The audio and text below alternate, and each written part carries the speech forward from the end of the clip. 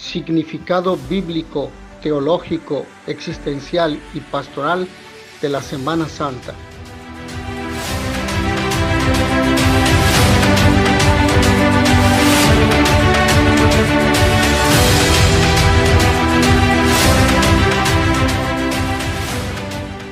La Semana Santa es el espacio que los fieles tenemos para reflexionar en el valor de nuestra vida y sobre todo en el valor de la gracia de Dios que habita en nuestros corazones desde el día de nuestro bautismo. Ver la manera como nosotros le hemos respondido a Dios. La Semana Santa litúrgicamente comienza el Domingo de Ramos, que nos invita a entrar en el proceso pascual de muerte y resurrección, acogiendo la voluntad de Dios de la mano de Jesús. ¿Con qué actitud interior acogemos el dolor y las dificultades en nuestra vida?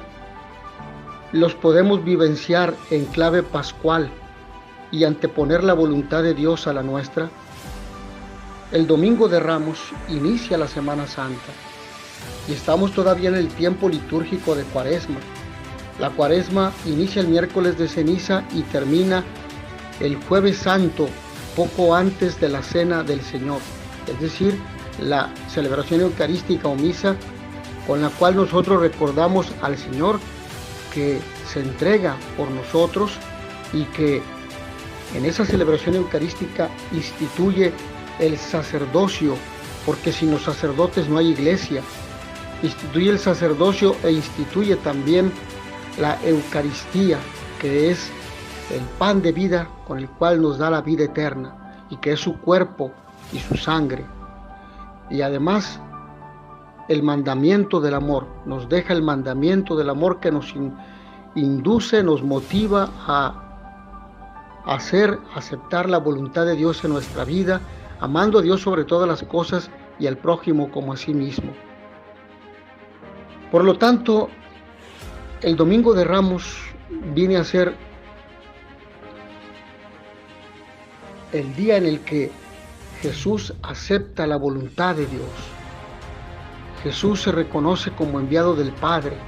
Jesús acepta la voluntad de Dios entregando su vida por nosotros.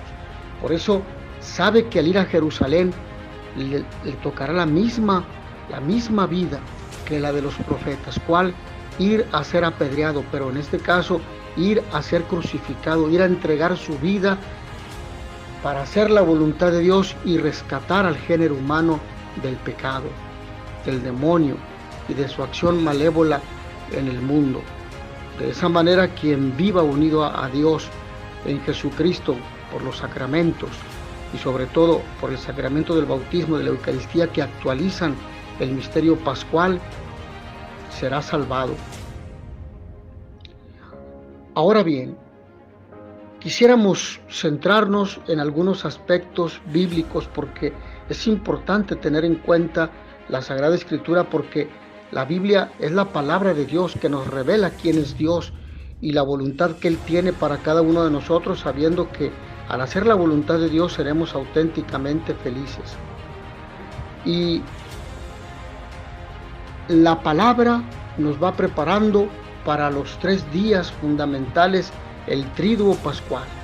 El Triduo Pascual, que es el viernes, el sábado y el domingo, pero que tiene una preparación que llamamos primeras vísperas, es decir, la tarde anterior al viernes. ¿Por qué se le llama primeras vísperas y por qué se prepara? Porque antiguamente los días iniciaban a las 7 de la tarde. Entonces, como iniciaba un nuevo día a las 7 de la tarde, por lo tanto comenzaba lo que sería el viernes. Aun cuando se modificó, sin embargo, se ha conservado en nuestros días la antigua tradición de celebrar las primeras vísperas, es decir, lo que nos prepara para lo que vamos a celebrar el día de hoy, lo que nos prepara un día antes por la tarde a lo que vamos a celebrar el día de hoy. Así sería la explicación. Sí. Por eso son primeras vísperas, la preparación para la gran celebración. Y toda la Semana Santa nos va, al igual que todo el calendario litúrgico nos va conduciendo a los dos ejes fundamentales del misterio de la vida de Cristo, porque con ellos o en ellos nos salva. ¿Cuáles son? La Navidad, la Encarnación, que tiene también un tiempo de preparación, que es el Adviento, la espera gozosa de esa venida en la historia. Pero también tenemos la fiesta de las fiestas, la vigilia de las vigilias, la celebración solemne, solemnísima, que es la madre de todas las vigilias, como dice San Agustín, que es la Pascua.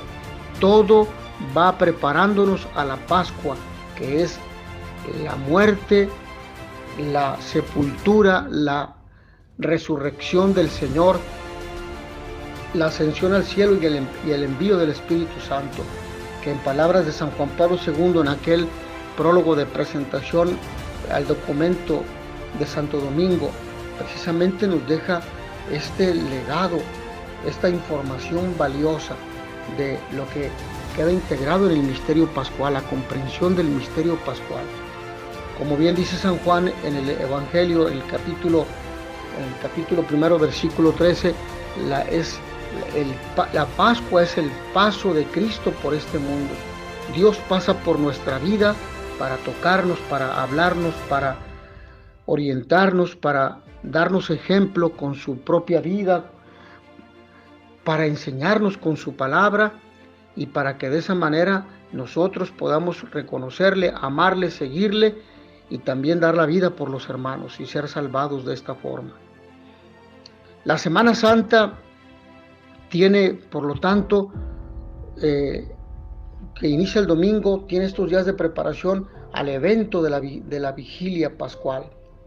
¿Sí? Entonces, la Semana Santa comienza, hemos dicho, el Domingo de Ramos, la entrada triunfal de Cristo, el reconocimiento que esa misma gente le dará el nombre de bendito el que viene en el nombre del Señor. Es reconocido Jesús como el Mesías, pero esa misma gente que le grita bendito el que viene, hosana en el cielo, esa es la misma gente que gritará 5 días después, crucifícalo, crucifícalo, el Viernes Santo. Entonces Jerusalén tiene esa característica, ser el lugar donde profetas y el Mesías son asesinados. Y el lunes santo,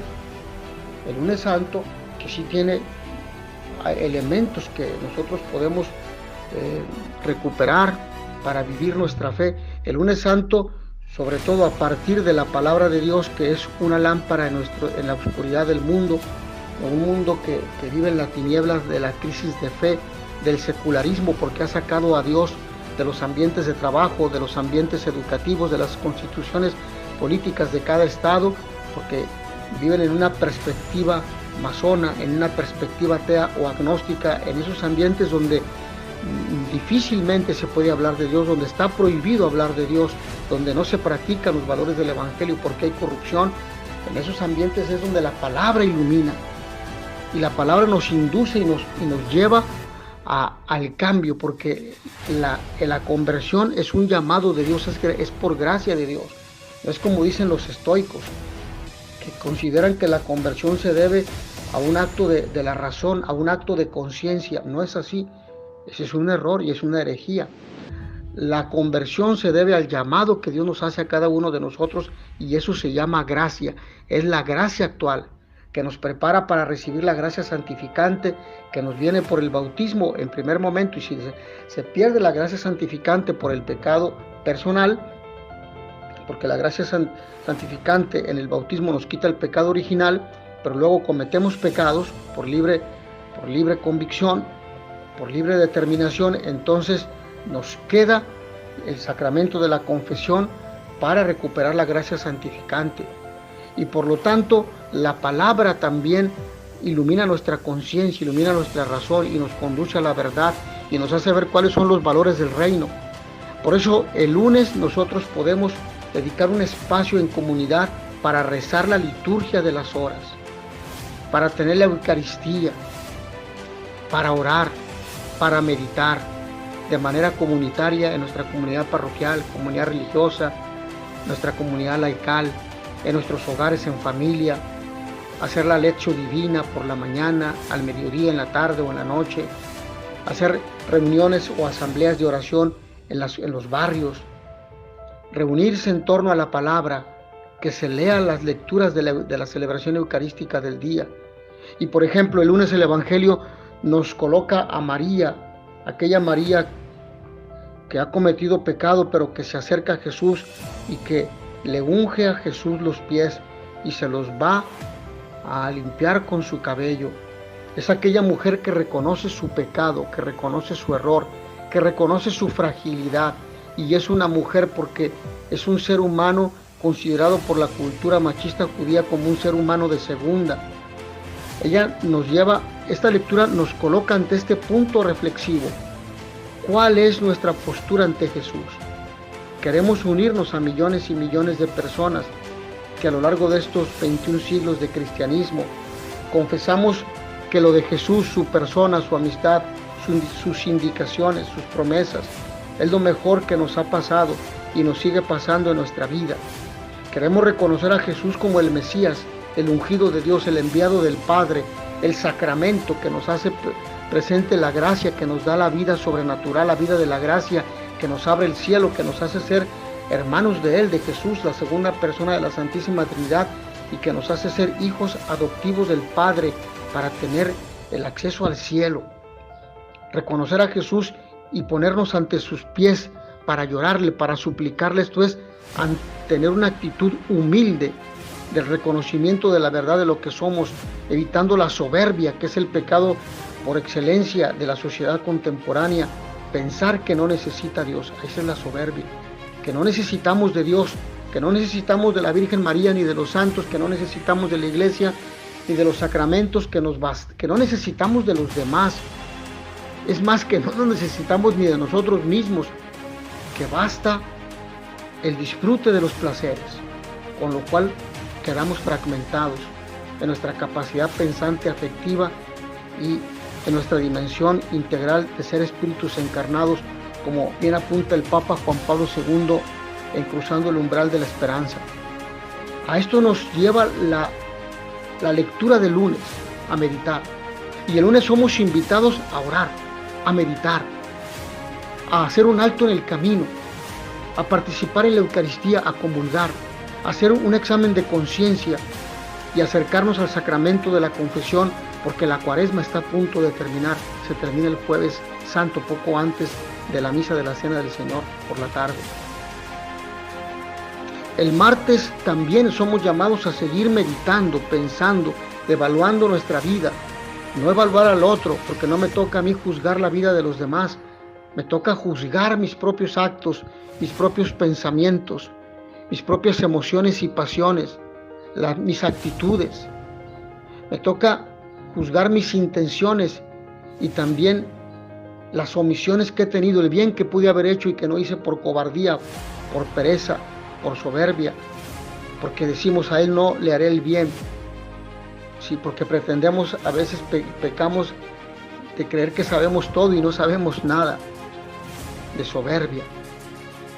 Somos invitados a hacer un alto, a reflexionar, a participar con plena conciencia, con deseo, con amor, con pasión, con devoción en la Eucaristía o misa, a rezar el rosario, la coronilla de la misericordia, a pensar en Dios, en el valor de mi vida, en el valor de la vida sobrenatural que Él me ha dado en el bautismo y que me renueva y actualiza en la Eucaristía y que me confiere su gracia en el sacramento de la confesión, a pensar en el valor del amor, de la importancia que tiene el otro, la esposa, el esposo, los hijos, los hermanos, los sobrinos, los nietos, los abuelitos, los papás, los tíos, los vecinos, los compañeros de trabajo y la sociedad en general. ¿Qué valor tienen para mí? Comprender que el otro es otro yo. Y por eso, a la luz de la palabra del martes, uno de ustedes me va a entregar. Uno de ustedes me va a entregar. Junto a Él podemos acabar fuerzas para seguir adelante en medio de las dificultades. Junto a Jesús. Junto a Él podemos reconocer nuestra debilidad, tantas veces abocada al fracaso y el pecado. Pero junto a Él, a Jesús, podemos tener la seguridad de que le acompañaremos más tarde, cuando seamos fortificados por los dones del Espíritu Santo y podamos, como Él, dar la vida hasta el final, solo junto a Él. Y nos preguntaremos, ¿he traicionado al Señor? ¿Lo he negado? ¿Me he apartado de Él? Judas no sintió arrepentimiento, sintió remordimiento. Es diferente, por eso no alcanzó el perdón de Dios, porque no tuvo la humildad de reconocer su error, su pecado y haberle dicho: Señor, pequé, perdóname. Tú y yo reconocemos nuestros pecados, o somos soberbios también, o es más grande nuestro miedo pensando que Dios no nos perdonará porque lo sentiremos tan poca cosa para decir: no soy capaz, no soy digno del amor y del perdón de Dios, cuando Dios nos ama profundamente. Traicionamos a Dios, nos apartamos de Él. El miércoles santo nuevamente tendremos la oportunidad de participar en la Eucaristía con devoción, con pasión, con amor, con toda la intención de encontrarme con el Señor en su palabra, en la liturgia de la palabra, porque la Eucaristía está constituida de dos elementos fundamentales, que es la liturgia de la palabra y la liturgia eucarística, de comer su cuerpo. Nuevamente el Señor me estará esperando en el sacramento de la confesión para entregarle mis pecados, porque Él me los pide. Me dice: entrégame tus pecados, no temas, no te acobardes a la hora de la decisión. Haz un alto, arrepiéntete, conviértete, cambia. El Señor nos llama, porque la gracia del arrepentimiento viene de Él, porque la gracia de la conversión es don de Él. Por nosotros mismos no podemos, no sabemos. Es momento nuevamente de orar con la liturgia de las horas, o el rosario, o la coronilla, con la Eucaristía, que es la oración por excelencia, y que es la que constituye la comunidad, y es la que fortalece el matrimonio y las familias en estos momentos decisivos. Es la que nos invita a la vida, a optar por la vida, a elegir gobernantes a favor de la vida y no de la muerte, que promulguen leyes de aborto, eutanasia, eugenesia, penas de muerte, como si eso solucionara los problemas. Y por eso en este día, el miércoles, vamos a reflexionar en aquel texto de: ¿acaso soy yo, Señor? Cuando el Señor dice que uno de ustedes me va a traicionar, y comienzan los apóstoles a preguntar: ¿acaso soy yo, Señor? Jesús nos ha mostrado un día, nos ha mostrado este día, se nos ha dado a conocer como un Dios que está siempre, que nos espera siempre, que nos concede siempre una nueva oportunidad. Esa es nuestra gran suerte. Aún Judas tuvo la oportunidad del perdón de Dios si se lo hubiera pedido, porque Dios respeta nuestra libertad, la tuya, la mía, la de Judas.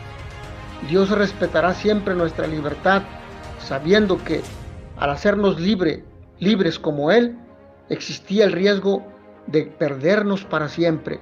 Pero Dios ha querido que nosotros aprendamos a optar por Él por amor, porque por amor hemos sido salvados, por amor hemos sido creados, por amor somos testigos de aquel que en esencia es amor, Jesucristo el Señor.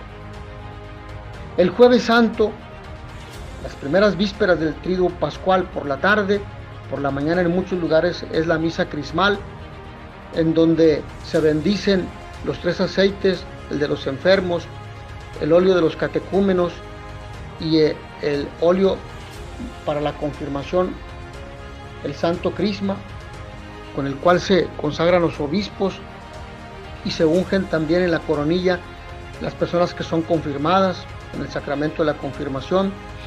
Ahí se nos recuerda: hagan esto en memoria mía, con lo cual se instituye el sacramento, pero también se recuerda la importancia y el valor de estar unidos a Cristo.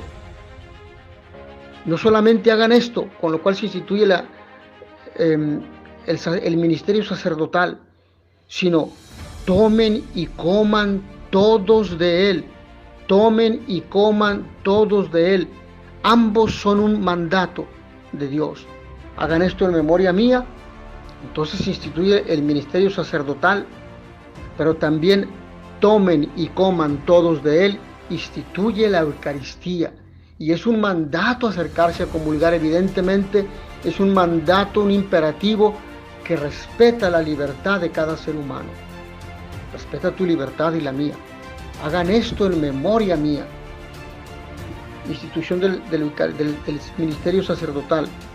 Tomen y coman todos de él, tomen y beban todos de él, porque esto es mi cuerpo, porque esta es mi sangre.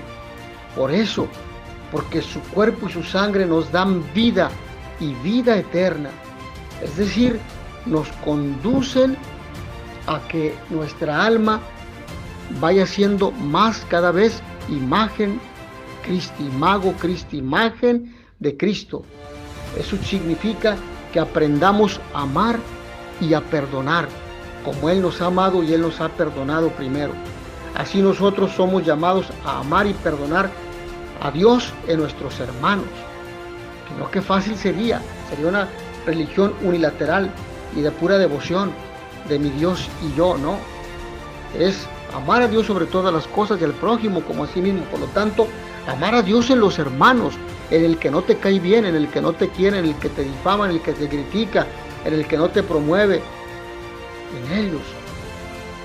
¿Sí? El Jueves Santo nos empuja a hacer prolongación de un amor liberador, de miedos, de cobardías, del pecado, del error, del demonio, de nuestro pasado, de nuestras heridas emocionales, de lo que nos impide amar, disfrutar el amor cada día, que se manifiesta, ese amor de Dios que se manifiesta en el amor humano, en el amor de pareja, en el amor de padres a hijos, en el amor a nuestros padres, a toda la gente que está en torno a nosotros. Escrito en la historia humana, que se revela en detalles concretos, continuos, cómo ser en este momento, en este mundo, prolongación real del amor de Jesús, cómo serlo, en un mundo dividido por el pecado, el egoísmo, por el pansexualismo, por el secularismo, donde se ha sacado la idea de Dios de todas las instituciones y lugares, incluyendo la familia e incluso la propia iglesia, porque como bien lo dijo el Papa Pablo VI, el humus de Satanás ha ingresado en la iglesia. Está el humo de Satanás, la presencia del maligno al interior de la iglesia. ¿Cómo hacerlo presente? ¿Cómo hacer presente el amor de Dios? El perdón, la misericordia, el trato fraterno, la minoridad, es decir, la actitud de servicio hacia todos, no hacia los míos, a los que me son simpáticos, a todos. El Jueves Santo celebramos esto entonces. El Jueves Santo celebramos también y hacemos la visita a todos los templos, hacemos la adoración al Santísimo Sacramento con la procesión después de la Eucaristía, y ese día se desnudan los altares y ese mismo día ya en la tarde se van a cubrir las imágenes, todas las imágenes, porque la iglesia va a estar triste como esposa de Cristo porque su esposo va a morir, será entregado en manos de los pecadores para que estos lo condenen a un juicio de muerte y lo crucifiquen injustamente. Esto es el Jueves Santo. El Viernes Santo tenemos el día para meditar en la pasión del Señor. Por eso en la mañana vamos a celebrar el Via Crucis. No hay celebraciones litúrgicas hasta la celebración de la pasión del Señor por la tarde. Y por eso en la mañana el Via Crucis, luego la celebración de las 7 palabras por la tarde o al mediodía, donde se celebran cada una de las 7 últimas palabras que el Señor en la cruz emitió y que nos deja como una gran enseñanza y que meditaremos en este canal de YouTube. La predicación de las 7 palabras, el sermón de las 7 palabras, la reflexión de las 7 palabras. Y ahí hemos de recordar en torno a la palabra de Dios durante la celebración de la pasión, sus heridas nos han curado, sus heridas nos han curado. En la cruz de Jesús contemplamos un amor sin medida, hasta el extremo, por nosotros. Su costado abierto se convierte en un surtidor de agua viva, de gracia abundante que limpia y nos recrea, misterio inefable de misericordia entrañable. Dios nos llama, tanto me amó, dice San Pablo, que dio su vida por mí, que se entregó por mí. Yo tengo la capacidad de amarlo y de dar mi vida cada día por los hermanos, dar mi vida a Él cada día, en la entrega, en el perdón, en la reconciliación, haciendo mis trabajos, mis actividades con intensidad, con pasión, con responsabilidad, con una libertad que va regida por la justicia, por el bien comunitario y por la verdad, porque la verdad es la que nos hace libres. Entonces, cuando aprendemos a hacer esto, a vivir este viernes de esta manera intensamente, es cuando todos los signos que se van manifestando en la celebración de las devociones populares, como el Vía Crucis, la celebración de las 7 palabras, y después la celebración de la Pasión por la tarde, y más tarde el Rosario del Pésame, van teniendo significado en mi vida cristiana y nos van ayudando a comprender el amor tan grande que Dios tiene por cada uno de nosotros. Este día la iglesia está triste porque el Señor ha sido crucificado y ha muerto. Y por eso durante el sábado preparamos la vigilia de todas las vigilias, la madre de todas las vigilias, la vigilia pascual. La vigilia pascual, que es la celebración de la muerte a la vida, que es la celebración de la vida del Señor, de la resurrección del Señor, que vive entre nosotros. Y esta reforma litúrgica realizada a partir del Concilio Vaticano II nos hace comprender que precisamente la vigilia es esperar sin dormir la resurrección del Señor. No está aquí, ha resucitado. El Señor resucita el domingo en la madrugada, ya es el domingo en la madrugada. No está aquí, ha resucitado. ¿Por qué buscan entre los muertos al que está vivo? Esta noche Dios nos vuelve a llamar para que salgamos de nuestros sepulcros personales, fríos, aburridos, tediosos, mediocres, melancólicos, de cobardía, de tristeza, de nostalgia, de anclamiento en el pasado, ensangrentados con las heridas emocionales de nuestra historia, que no nos hemos atrevido a perdonar ni a pedir perdón a Dios en el sacramento de la reconciliación, de nuestras heridas, del mal que hemos hecho, y recreemos nuestra vida con su vida, o lo que es lo mismo. Esta noche santa Dios viene a buscarnos y quiere encontrarse con nosotros en nuestras heridas y fragilidades, allí donde la oscuridad reina. Por eso, feliz noche de Pascua, y feliz la culpa que mereció tal Redentor. Entonces es la invitación a que, encendiendo el cirio pascual en la primera parte de la liturgia, que es la liturgia del lucernario, nosotros recordemos a ese cirio que representa a Cristo resucitado, ese cirio que se va a encender en todas las celebraciones, en la administración de todos los sacramentos, del bautismo, de la confirmación, que representa a Cristo resucitado, y también la fe viva, la fe nueva en el Cristo resucitado, la esperanza, la caridad, un amor sin límites, y al mismo tiempo la justicia y la verdad que deben imperar, porque el reino de Dios ha sido inaugurado y ha triunfado sobre el demonio, el pecado y la muerte. Así nuestra vida debe estar iluminada, así nuestra vida, en ella debe reinar Cristo vivo y resucitado. Y finalmente el domingo, en el cual recordaremos la pasión del Señor, el domingo en la misa de resurrección, Cristo vivo y resucitado, nosotros estaremos meditando en la lectura de aquel pasaje donde se narra la resurrección del Señor.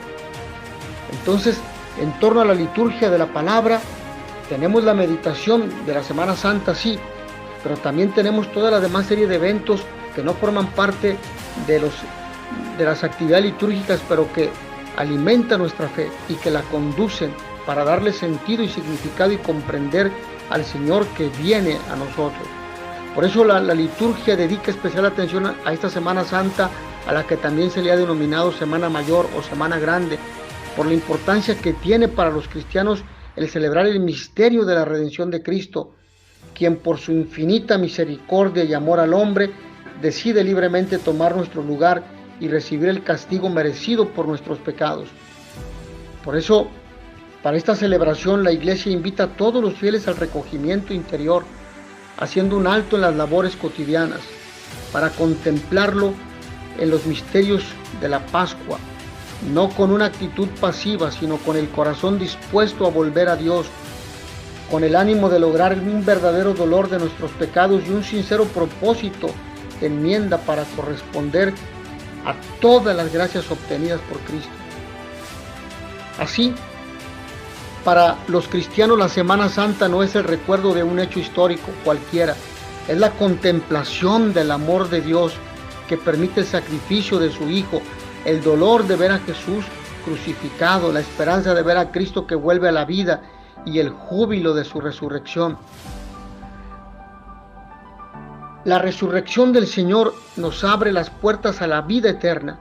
Su triunfo sobre la muerte es la victoria definitiva sobre el pecado. Solamente permanece en Él quien desea estar ahí, pero tenemos los sacramentos, que son signos de vida. Este hecho hace del domingo de resurrección la celebración más importante de todo el año litúrgico, que recordamos los domingos de todo el año. Celebramos a Cristo resucitado. Aún con la asistencia a las celebraciones podemos quedarnos en lo anecdótico, sin nada que nos motive a ser más congruentes con nuestra fe. Quien dice creer en Cristo tiene que vivir y andar como de continuo Él andaba, amando, perdonando, anunciando, denunciando lo que se opone al reino de Dios, sobre todo con una actitud coherente. Esta unidad de vida requiere la imitación del Maestro, buscar parecernos más a Él en el amor al prójimo.